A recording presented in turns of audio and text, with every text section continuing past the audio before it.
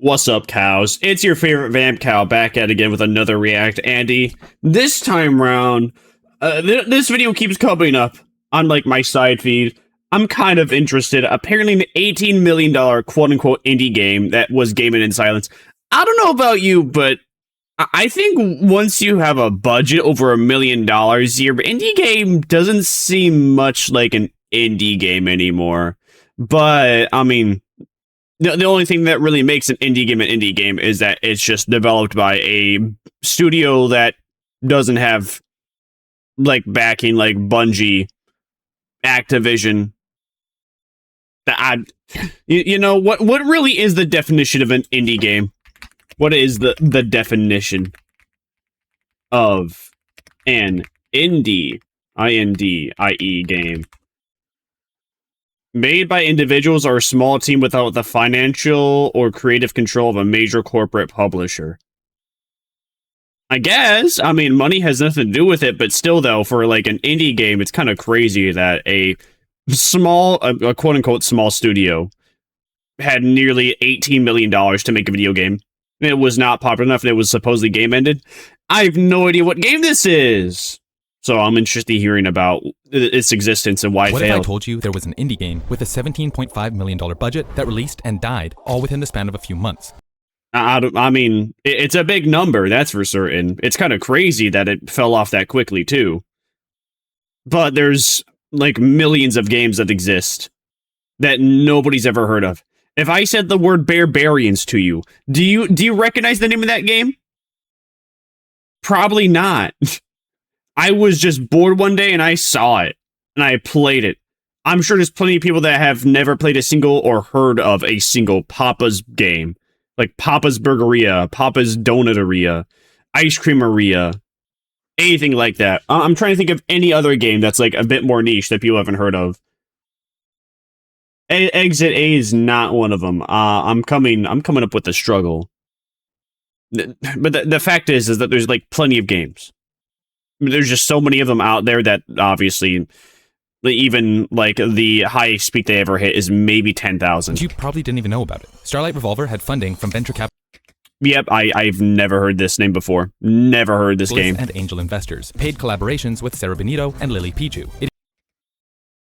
Okay, Lily Pichu I recognize, but I don't understand the other person. Still crazy though that Lily Pichu is often perceived more with her face, but she's also a VTuber. I still can't get over that fact.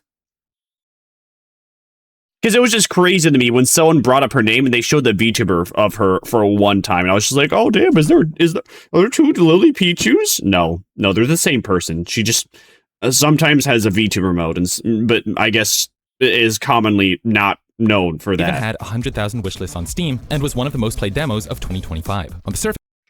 Yet I've never heard of it and never seen it.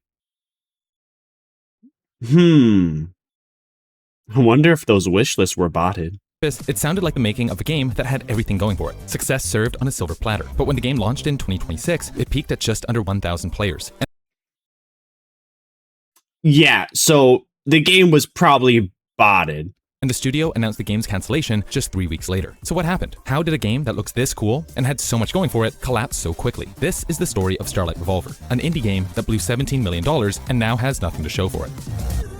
Starlight Revolver was developed by Daniel Zhao, who founded the game studio Paddle Labs in 2021, while in lockdown during... So wait, was this a live service game too?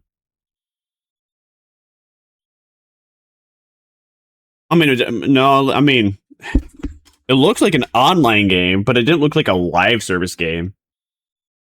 When was the time a quote-unquote indie studio ever made a live service game? I mean, there's plenty of like indie games that make have an online function, but we'll find out. Maybe I'm incorrect. Reaching out to some friends who had a shared interest in anime and action role-playing games, and came to them with the idea of creating a JRPG-inspired 4-player co-op game with an anime aesthetic. However, since a 4-player co-op game, you're asking for friend slop? Let me guess, you priced it for $20. Listen, man, when it comes to friend slop games, that's a little high. That's a little steep. Friend slop? 2025 peak friend slop was like $10 video game. If it was more than that, no one job for that friend slop. Didn't have any game dev experience at this point. The first step was Well, to learn how to actually develop a game. He started out simple, honing his skills and building a prototype over the course of 2 years. This prototype, wow, he's even better than Yandere Dev, which we'll talk about later, eventually Yandere Dev's been working in the same game for 10 years and he still has yet to fully release got it. scrapped in favor of a new game, a 3-player isometric roguelite that drew inspiration from games like The Binding of Isaac and Hades. He called it Starlight Revolver. Seeing Starlight Revolver for the first time, what caught most people's attention was the art style. It was bright and polished and had the kind of anime aesthetic. Yeah, but here's the thing though. I can't really see what's going on. This is a bit of a mess to my eyes. Like, it looks pretty, it looks nice to watch, but playing this seems like hell, because I can't tell. I'm gonna have a hard time remembering where I am. I'm gonna have a hard time figuring out what to avoid, because everything is a bright color. You know how in Halo Original, the elites and the grunts were like bright red, bright blue, orange, and then the rest of the scenery was more of a dull, like, grayish blue, orange, even just pure gray, depending on where you were, what area. Because, you know, you were able to actually tell what where the enemies were and able to point and click at them and avoid the explosive ball that was blue and glowing and then exploded into a big burst. I feel like they saw Halo CE and they saw the red elites and they're like, oh, let's just make everything the red elite. For the first time, what caught most people's attention was the art style. It was bright and polished and had kind of anime aesthetic that stopped.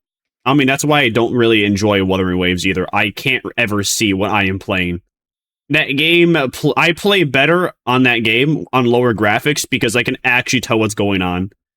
Instead of high graphics where everything is destroying my eyes and I'm going to go blind by the age of 40. Getting your tracks mid-doom scroll and makes you think, man, I want to give that a try. I just think they're neat. Part of Starlight Revolver's early success was a huge campaign on TikTok. They pushed out tons of content where they talked about game development, showed off their journey as an indie studio, and were generally endearing online. They also had tons of pre-rendered clips with the characters of the game that looks really good. Like I said, the kind of... Yeah. This feels like it was definitely astroturfed. Like, where did the studio even get all the money? Where is an indie, a quote-unquote indie studio, have $18 million lying around to make a video game? Game people would look at and say, hey, I want to try that out. Their presence on social media... I don't know about you, but again, I feel like once you're past... I think once you're past the point of $500,000, your indie game's not really so much an indie game anymore. And if that is your very first game you've made, if you are spending like $2 million after you made a successful game, okay, whatever. But outright calling yourself an indie studio with your very first game, having a budget of 18 mil, yeah, I don't know, man. It seems like you're astroturfing and you're an industry plant. Jumped up quite a bit of hype for Starlight Revolver. There wasn't too much on the gameplay side. Hold on. Go back, buddy. I want to try that out. Their presence on... They have not even 10,000 subscribers. This looks... This looks so botted! What are you... 1.8 million views for a 1-minute trailer. Okay, that's pretty good. Not even 10,000 subs? It's crazy that you have a banger like that, but yet you can't even have you don't have 10,000 subs. This just feels so botted. Media drummed up quite a bit of hype for Starlight Revolver. There wasn't too much on the gameplay side of things, but the art style, it was enough to get people interested. Oh, this looks pretty good. Oh, I love the animation. I don't know who that is. By 2025, Starlight Revolver had more than 100,000 wishlists on Steam. It was one of the most played demos during Steam Next Fest, and it seemed poised to be an instant hit once it finally released. Capitalizing on the hype, Daniel made a post in r/gamedev. But obviously it failed. We have hindsight 2020, so all right, about go his on. journey as an indie game developer and hoping to impart some of his wisdom. While many Redditors congratulated him on the game's success, others had some questions. The first being about the studio's funding. In this Reddit post, Daniel writes, quote, "You don't need much to get started. I went off savings for the first year, then raised $2 million in year 2 and $15 million in year 3 from venture capital. $17 million." Yeah, something's really fishy about that. How you raised $2 million? Where? How? From who? Would you do a Kickstarter campaign? A GoFundMe? Source? Is this guy even gonna give the source? I doubt he's gonna give the source. You know what? How about this? Here's an idea. What's the game called again? Starlight Revolver? Hold on. Starlight Revolver. Starlight Revolver. How did Starlight Revolver have a budget of 17 million for the 17 million for the it doesn't really matter, just 17 million. We'll ask 3 different places as usual. It was not 17 million, it was over 17 million in funding raised by what the fuck? Okay, it was 17 million in funding raised by Pato Labs as a studio. The 8 to 10 million that win the Starlight Revolver can be consumed surprisingly quickly. This doesn't give me the answer.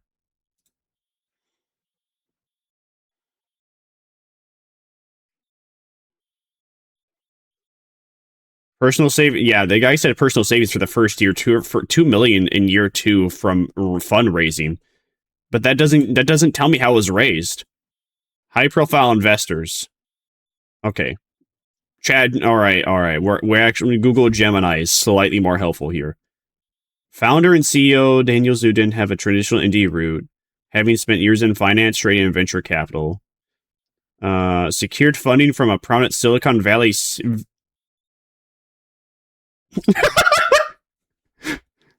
Secured funding from prominent Silicon Valley VC firms. You're not an indie studio then. You have backing from Silicon Valley. Isn't the definition of an indie studio means that they don't have backing from some big corporation? Literally, Google Gemini right here is saying they had backing from a big corporation. Box Group, Pair VC, Jump Crypto, Event Brian founder. Let's see. The studio actually hired former engineers and staff from FANG companies. Meta, Amazon, Apple, Netflix, Google, venture capital firms prioritize teams with elite tech cap. Yeah. So this again, this seems like their shit was botted and they astroturfed. This just seemed like a game studio trying to become this just seemed like an industry plant. An industry plant that was astroturfed and still failed. $1 million in 3 years without even releasing a single game? To put it lightly, people were shocked.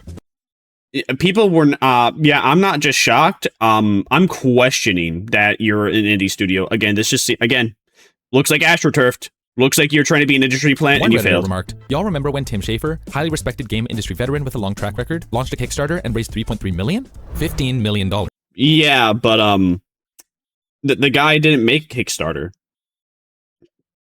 He got the money from from corporations. That's a lot of money. You could pay for a used private jet for that much, or maybe a yacht.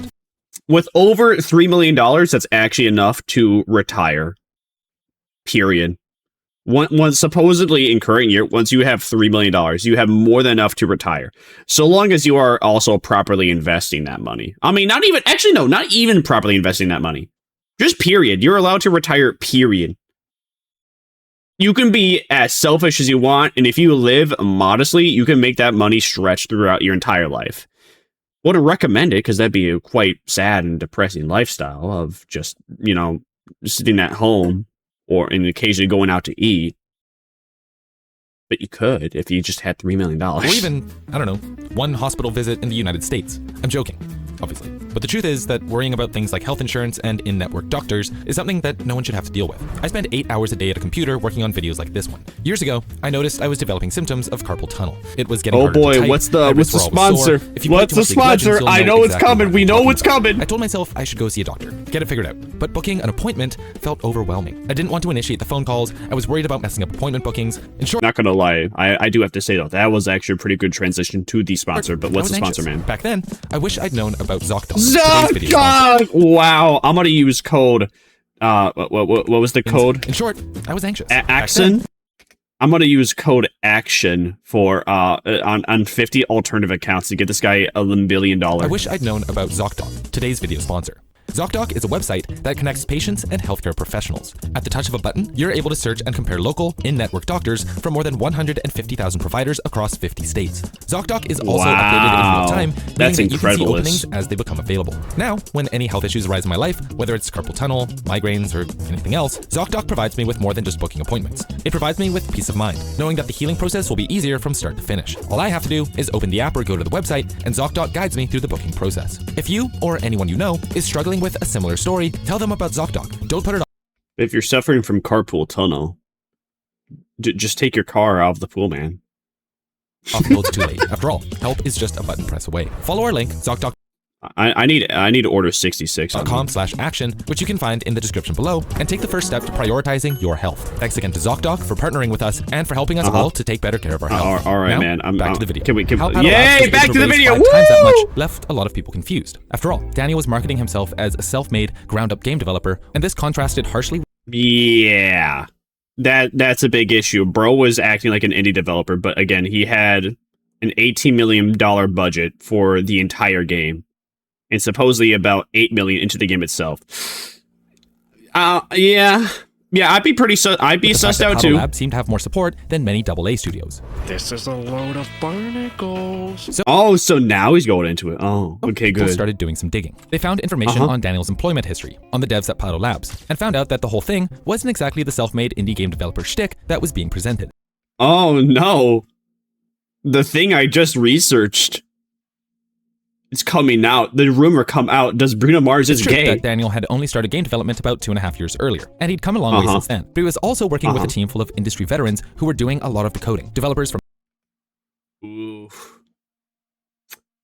What did I say? Astro Capcom, Ubisoft, and Riot Games. Industry The deep plan. dive into Daniel's background also revealed a lot about his employment history. Before he started Paddle Labs, he worked at a number of crypto companies. In 2016, he was an angel investor, investing seed money in fintech, gaming, and AI startups. Then he was a software engineer at Jump LLC, helping build their crypto trading site. Then he worked at I think I'm starting to see the problem is that this guy made a lot of money on things that a lot of left-wing people despise. When you can tell by the visuals of the game that it's definitely supposed to adhere to more people on the left-wing sphere.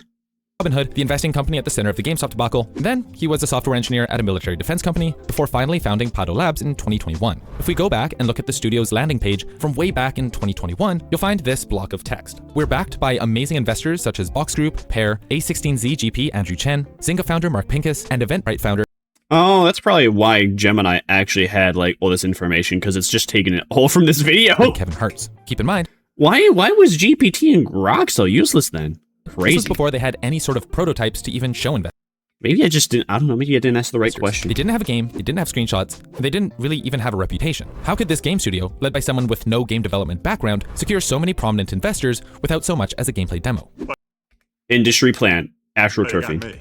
By all accounts, it doesn't make sense. After some more digging, people realized that Starlight Revolver wasn't the only things that Paddle Labs had been developing. Back in 2023, Andreessen Horowitz led a $15 million round of funding, which included investments from Pear VC, Box Group, Long Journey Ventures, Neo, and Global Founders Capital. The funding was meant to go towards So, I'm gonna take a gander right now. The thesis of this video is that the reason why this game failed is because the guy lied about being an indie studio, and everyone came to the conclusion this was a industry plant game that had AstroTurf numbers. game development, but also something else. One of Andreessen Horowitz's partners, Jonathan Lai, wrote a post on their blog in which he praised Paddle Labs for developing, quote, a UGC platform for players to create their own anime-style mods and worlds. UGC stands for User-Generated Content, and it became quickly apparent that Paddle Labs was developing more than just a game. They were making a game-making tool. In a separate LinkedIn post, Lai writes, quote, Paddle Labs is democratizing anime game creation, opening up creator tools for players to build their own anime games, enhanced via AI and procedural generation. We're very excited. Uh-oh. The buzzword, the evil buzzword, AI.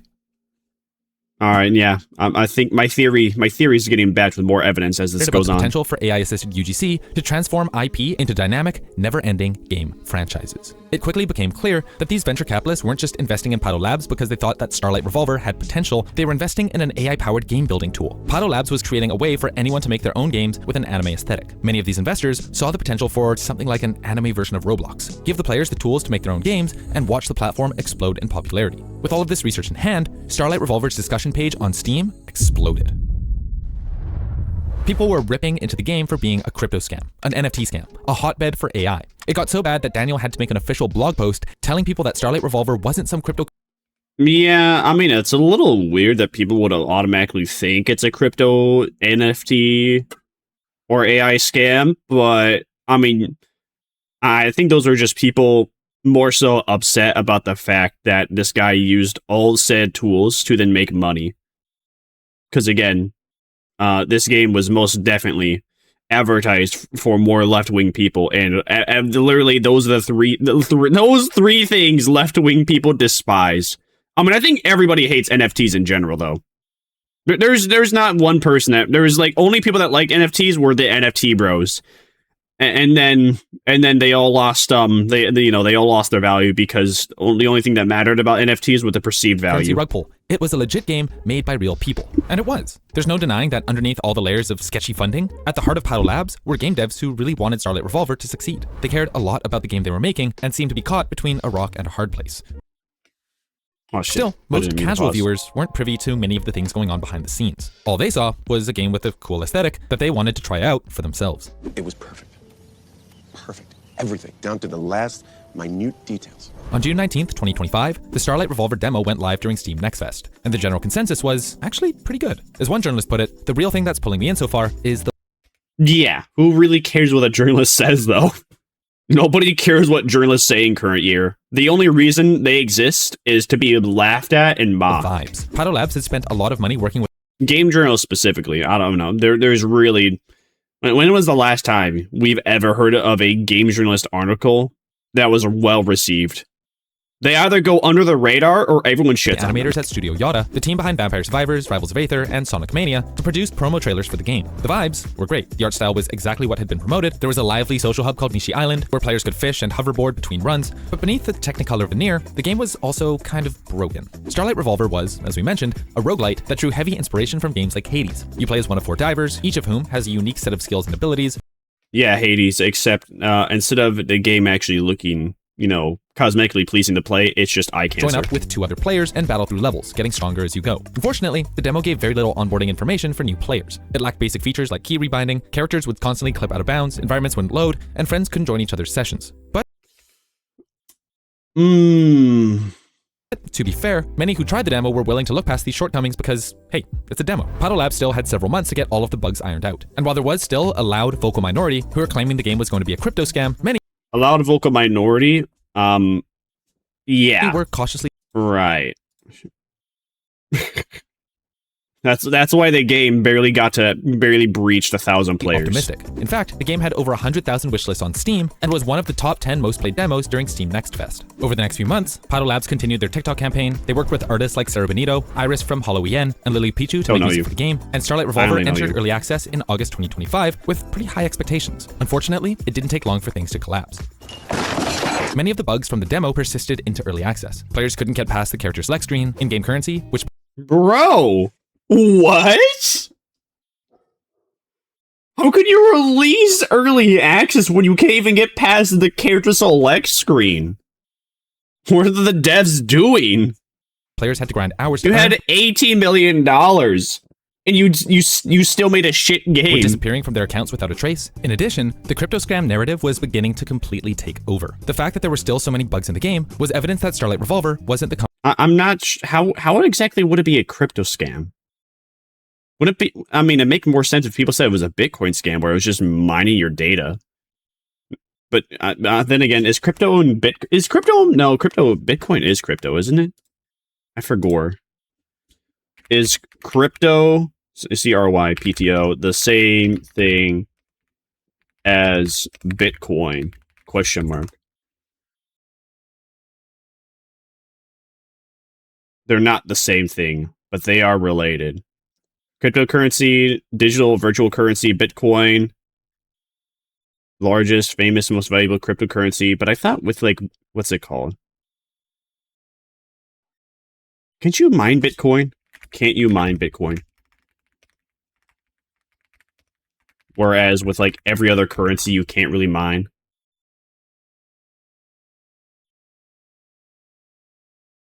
Yeah. All right. Wait, can you mine cryptocurrency?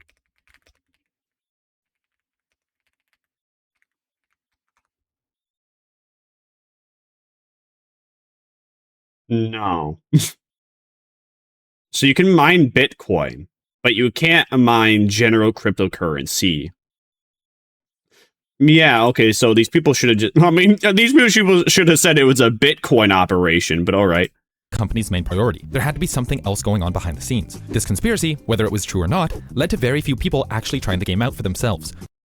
Yeah, also the game, you know, it looked kind of pretty at first, but it also is just an eye cancer. It felt really game. similar to Highguard, where the internet ripped so hard into Starlight Revolver before it had launched that no one was willing to spend money to actually try the game when it... Well, the difference is people actually did try out Highguard. People were going to try out Highguard whether or not it had, like, whether or not you had to pay money in it. The difference is that Highguard's gameplay was shit and boring and dull. This game, it just looks like hell to play. Despite all of the social media push that they put out for the game launched to an abysmal 499 concurrent players. Ooh, ooh, womp womp. We can't even say that the game received poor reviews because not enough players tried the game out to leave reviews. There's almost no accounting for this bad of a flop. Over the next few weeks, the player count never got any higher. In November 2025, just 3 months after launch, P.O.Box Labs announced major cuts. The studio later... And this is exactly why I said this game was just an industry plant that was astroturfed. Off half its team, moved to working fully remote, and confirmed that Starlight Revolver would stop receiving... The numbers aren't numbering. The numbers aren't adding up. You're telling me this game was loved by hundreds of thousands of people? Hundreds of thousands of people were waiting for it, interested in it. 100,000 wishlists on Steam. Yet, when the game officially released, couldn't even breach 500 players. Again, that just seems like it was astroturfed and they used a whole bunch of bots to boost the numbers up. Major updates. Multiplayer servers were scheduled to shut down in early December, turning the game into a single-player offline title. And all cosmetics were unlocked for existing owners as a half-hearted, sorry for wasting your time. We've tried nothing and we're all out of ideas. The final blow came in February 2026, when P.O.Box Labs announced it was shutting down completely. And no one even heard news of this. 331,000 views? And not one single person I follow that time was talking about it. Interesting. Daniel Zhou announced that the game had not achieved... Or if they were, I didn't remember it, but I'm pretty sure no one did. Success needed to continue development. The studio failed to secure additional funding, surprise, surprise, and player numbers continued to decline. As a result, all ongoing projects, including their next game, Edge of Divinity, were cancelled, and the team... You already plan to make another game, but you guys didn't even make a singular good game, but alright. The Edge of Divinity demo for free as a final gesture. Starlight Revolver is a very interesting case study. $17.5 million is no small sum of money. I really don't think it. I really don't think it's an interesting case study. It's an indie group. It's a quote-unquote indie developer that lied that they were an indie developer.